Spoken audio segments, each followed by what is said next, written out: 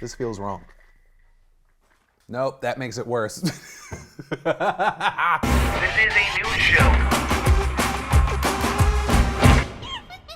Sup, you beautiful bastards! Welcome back to the Philip DeFranco Show. And hey, a quick friendly reminder, you only have 6 days left to head on over to beautifulbastard.com to get in on the October drop. Snag yourself some Don't Be Stupid, or One Day We'll All Be Skeletons gold foils, our amazing tie-dyes, the new exhausted lines, and more. Also, how about you hit that like button to help promote some common sense news coverage here on the YouTubes. But yeah, let's just jump into it. You know, the first thing that we're going to talk about today is this news surrounding 20-year-old Zoe Laverne. Now, I know a lot of you probably don't know who she is, but she is absolutely massive. 21 million TikTok followers, and she's a rather controversial figure. For many, knowing her for everything from leaked outbursts to drama surrounding her on-again, off-again relationship, one of the most serious controversies stemming from a leaked video of her kissing a 13-year-old fan. But she somehow got past that controversy, and it's not the thing that we're talking about today. But rather, it's because now Zoe's making headlines for selling photos of her newborn baby to fans. So, taking it back a bit, Zoe gave birth to her first child on October 3rd, who she was expecting with her current boyfriend, 20-year-old Dawson Day. And after announcing her child's birth on Instagram, she reportedly included a line in the caption that said, "Link in bio for more exclusive pics." And according to screenshots, those who followed the link to the pictures were then given the option to unlock them for a $15 fee. That quickly earning her backlash from people who were upset, saying that she was blatantly exploiting her child for money. So Zoe eventually took her post down, removed the paywall, and now when you click her link, it takes you to a public Instagram post that she made with 2 photos of her child where she talks about having an emergency C-section. Although it's also unclear at what point Zoe decided to abandon the paywall system, because the public post about her delivery still includes another kick to the exclusive photos. And so with all this, she then took to her Instagram stories to address the backlash that she was receiving, later doing the same on TikTok. And they're basically saying she realizes how bad it looks, but said she did it because she received so many messages from people during her pregnancy threatening to harm her and her child, saying that made her hesitant to post her baby's face online, so she and her team came up with this paywall. But they're saying, right, the idea is that people who hate her wouldn't care enough to pay, only people who actually support her. So I looked at it like that, didn't think about it in any other wrong way that it could have been looked at, and I'm sorry.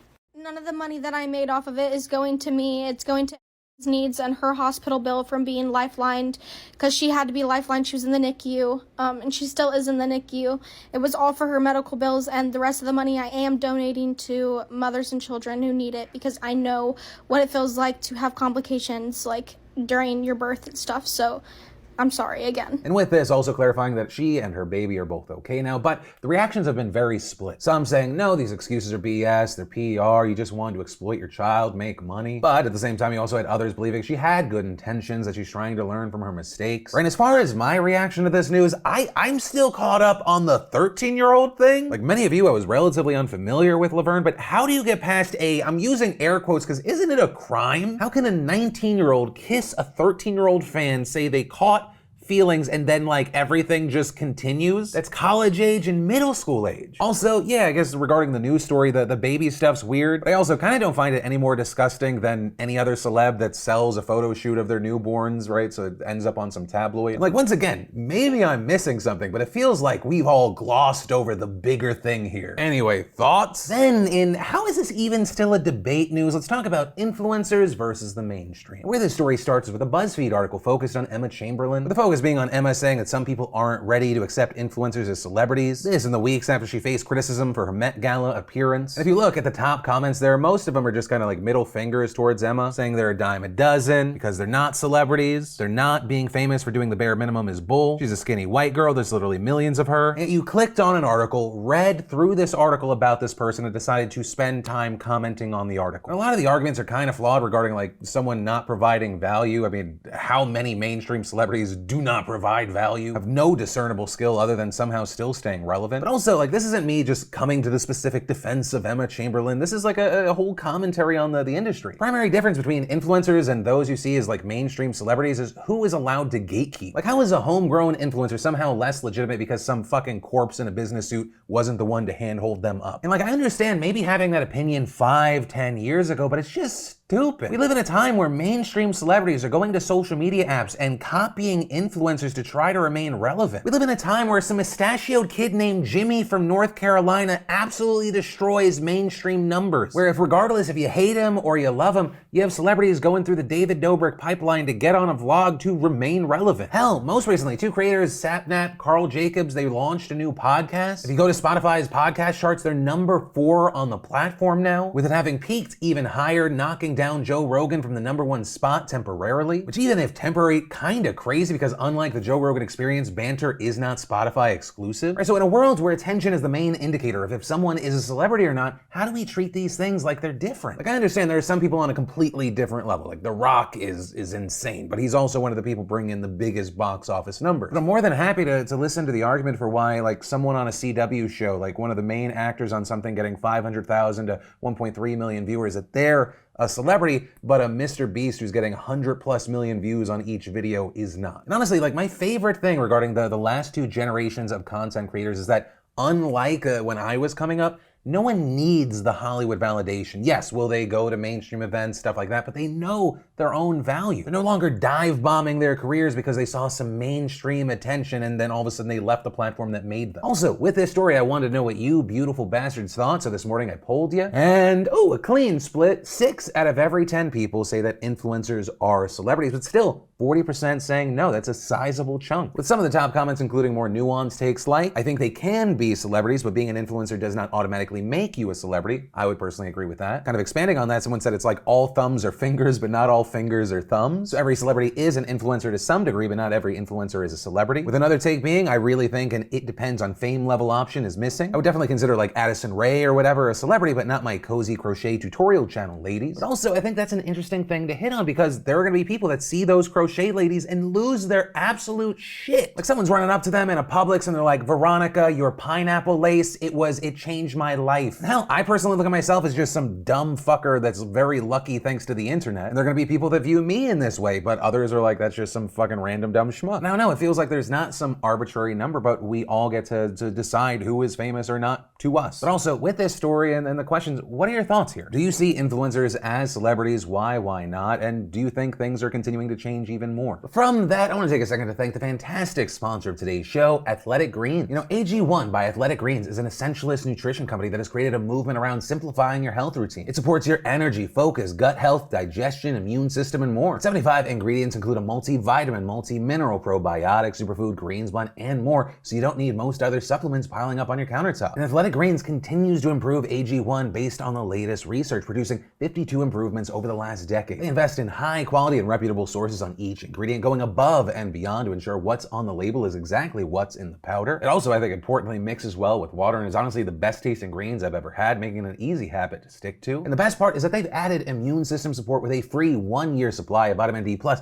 5 individual travel packs with your purchase. I mean, honestly, it's gonna be hard to find a better, more comprehensive supplement, so head on over to athleticgreens.com/Franco or just click that link in the description down below to get their best offer of all time. And the offer is available in the US, Canada, the UK, and Europe, so don't miss out. Then we should definitely talk about the 60,000 members of the major Hollywood union, the International Association of Theatrical Stage Employees, voting over the weekend to approve a major strike. And this following members of the IATSE having tried to negotiate their contract with the Alliance of Motion Picture and Television Producers for quite some time now, but largely those talks have failed. With the IATSE saying the producers group is not listening to the major concerns that the union has, but those primarily focusing on unsafe and harmful working hours, unlivable wages for the lowest on the totem pole on set, a lack of reasonable breaks and rest periods, and the fact that those working for streaming projects deemed as new media are getting paid even less, even though those projects often have bigger budgets than traditional films and TV shows. And this is something that union members have been very vocal about, with an Instagram account called IATSE Stories, sharing the experiences of people who feel like they've been mistreated on set or harmed by their working conditions. Some saying that the continuous 17-hour days have made workers so tired that they fell asleep at the wheel or nearly got into car accidents driving to work. Others sharing stories where people collapsed on set due to health issues stemming from their jobs. Those people sometimes not even going to the hospital because of insurance issues. Stories where people said they had to ask their doctor to regularly prescribe antibiotics for UTIs because they get them so frequently from not being able to use the bathroom enough during the day. And so because of stories like that, and honestly so much more, the union members have been saying enough is enough. We want change in the industry, and it resulted in 36 local groups within the union getting this strike vote. And y'all, the momentum and the numbers are there. There was a nearly 90% turnout among eligible members, and the vote authorizing the strike came in at over 98%. That is a united vote. And a vote that means that members have now given IATSE President Matthew Loeb the authority to call a strike. But before he actually does, he will likely meet with the Producers Association for further talks, with Loeb issuing a statement saying the members have spoken loud and clear. Our people have basic human needs like time for meal breaks, adequate sleep, and a weekend. For those at the bottom of the pay scale, they deserve nothing less than a living wage. With him also telling studios and producers that the ball is in their court and adding, if they want to avoid a strike, they will return to the bargaining table and make us a reasonable offer. And the union holds a lot of power here because if they go on strike, productions go down. And that, I imagine, is a nightmare scenario for a Hollywood that's just now starting to rebound following the devastation from the pandemic. And so with that, you have people going, okay, the studios are going to give in. They don't want to shut down again. They need to survive. But also you have others saying, no, maybe the studios don't give in or give in as much because they're afraid to catering to the demands because it could lead to other major unions asking for more the next time they come to the bargaining table. That said, with this on the other side, you have the Alliance of Motion Picture and Television Producers releasing a statement saying they deeply value their IATSE crew members. They're committed to working with them, saying a deal can be made at the bargaining table, but it will require both parties working together in good faith with a willingness to compromise and to explore new solutions to resolve the open issues. But also, the pressure here that the union is putting on the studios, it's not just coming from inside the House. The movement also has tons of public backing, over 100 members of Congress writing a letter to the studios urging them to work with the IATSE. Big names speaking out both following the vote and in the weeks leading up to it. Other major Hollywood unions like the Screen Actors Guild and Writers Guild throwing in their support. But ultimately, that is where we are, and we'll have to wait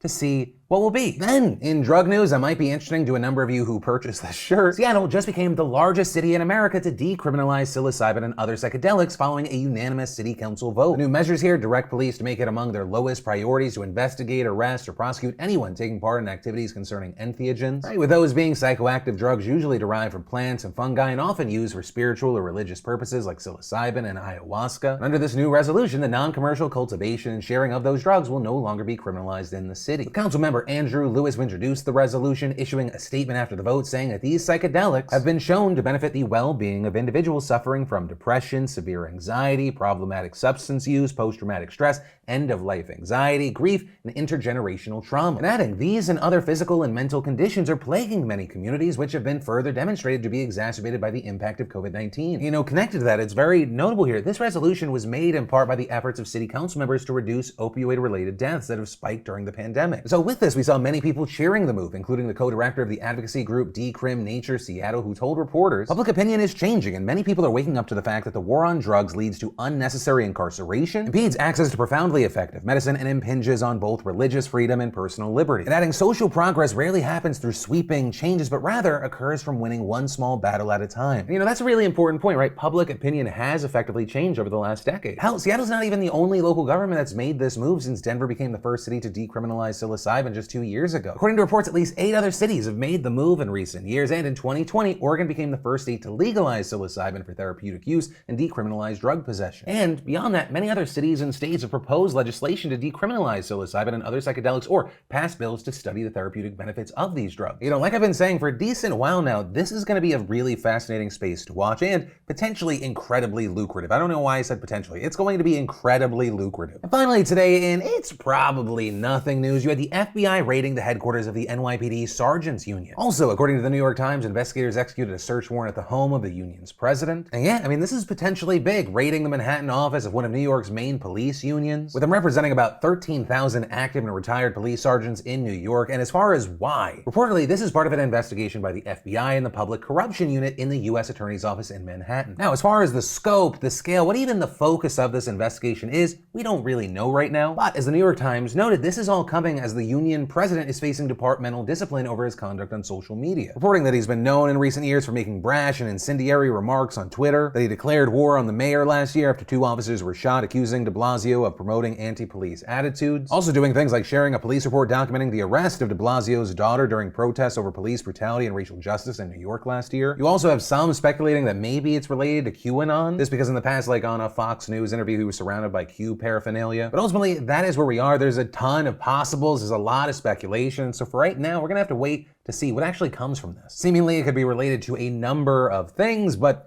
the raiding of a police union this big, I think it's like the 5th biggest police union in the country, it's massive news. And, you know, ultimately, that is where this story and actually today's show ends. As always, whether it be this last story or anything else stood out to you today, I'd love to know your thoughts in those comments down below. And hey, maybe say it with me. My name's Philip DeFranco. You've just been filled in. I love yo faces, and I'll see you tomorrow.